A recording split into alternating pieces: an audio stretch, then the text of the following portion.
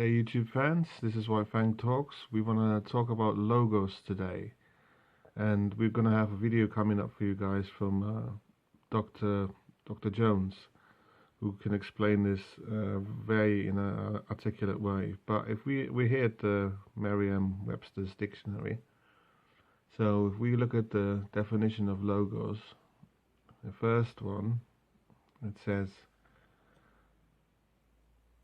the divine wisdom manifest in the creation, government, and the redemption of the world, and often identified with the second person of the Trinity. So, Merriam-Webster's dictionary, there's being politically correct, not naming who that is, but we'll find out who that is. And then number 2, reason that in ancient Greek philosophy is the controlling principle in the universe. So, the etymology of the word comes from the ancient Greeks and means speech, word, reason, so it has multiple meanings. But what we want to look at is the second person of the Trinity. For people who don't know who that is, it's Jesus Christ.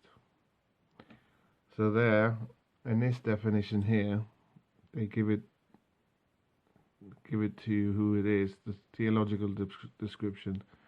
So it's the word of God or principle of divine reason and creative order identified in the Gospel of John with the second person of the Trinity incarnate in Jesus Christ.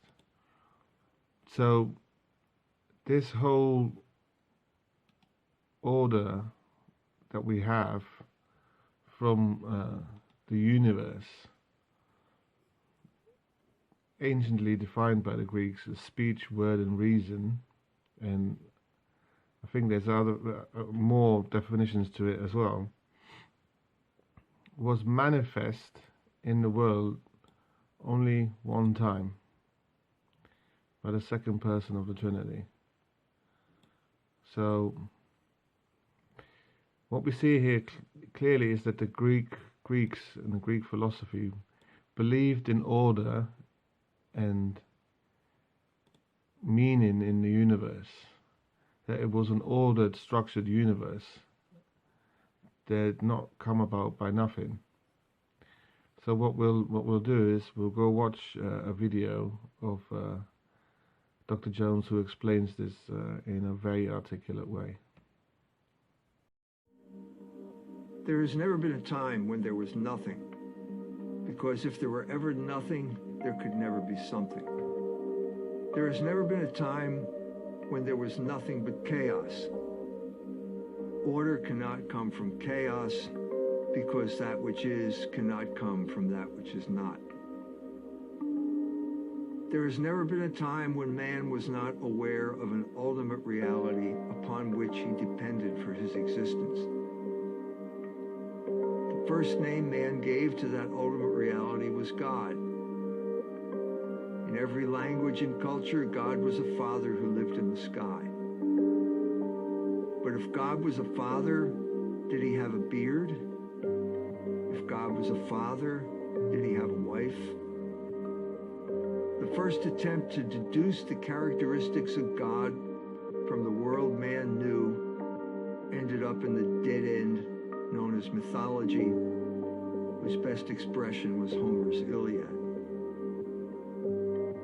At around the same time that Homer's epic went from oral to written form, a group of Greeks in Ionia on the coast of Asia Minor abandoned mythology and began to look for some substance in nature as the basis for ultimate reality. They looked at the world and they said, there's got to be a bigger principle here. Maybe it's water, which is what Thales said, or maybe it's fire, which is what Heraclitus said. But fire was an expression of something more basic, and he claimed that the most basic principle of all was logos.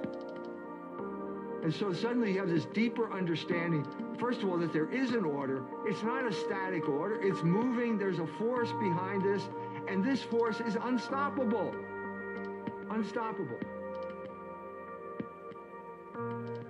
500 years later, St. John the Evangelist brought this discussion full circle when he said that in the beginning there was Logos, and Logos was God.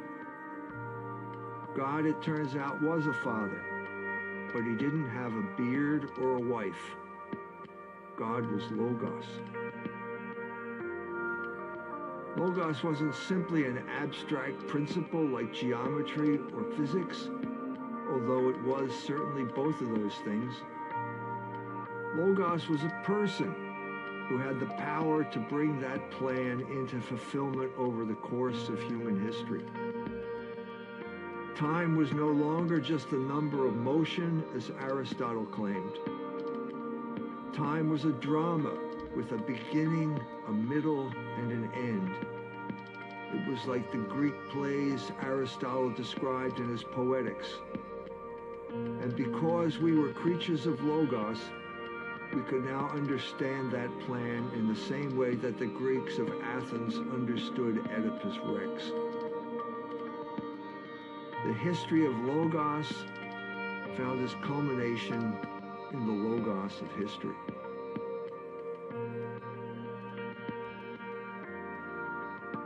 Logos is rising.